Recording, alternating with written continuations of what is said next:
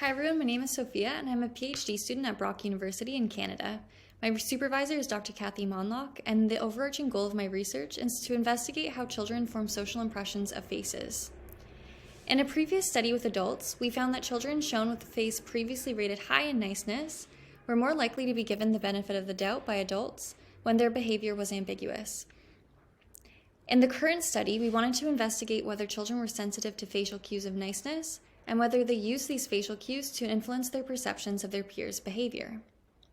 In this study, we've recruited 132 children, ages 4 through 12, to complete the ambiguous situations protocol. This protocol is comprised of the scene task and the misbehavior task. In the scene task, children viewed a child's whose face was previously rated high or low in niceness before seeing that child in an ambiguous scene in which the child could be displaying a pro or antisocial behavior. Children were asked to tell a story about what they believed to be happening in the scene. In the misbehavior task, children viewed a child's face previously rated high or low in niceness before hearing a story told about a misbehavior done by that child at school, such as spilling paint on their classmate's drawing. Children were asked whether the behavior happened on purpose or by accident.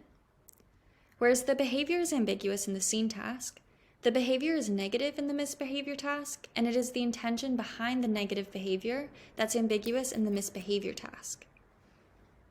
We used generalized logistic mixed models to predict whether children provided a positive interpretation for the scene task or the misbehavior task when the target had a high or a low nice face. For both tasks, we found that on average, the odds of providing a positive interpretation were greater for situations presented with a high as opposed to a low nice face. However, paired sample t-tests revealed that although the effect was significant for children under the age of 6 for the scene task, the effect was not significant for children under the age of 6 in the misbehavior task.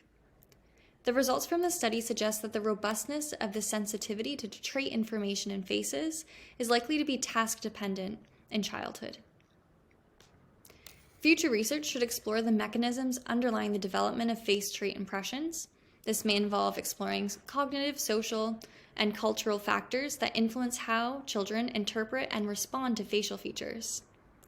By gaining a better understanding of these underlying mechanisms, researchers can potentially develop interventions to address issues related to facial stereotyping and discrimination. So thank you so much for taking the time to listen, and feel free to reach out if you have any questions.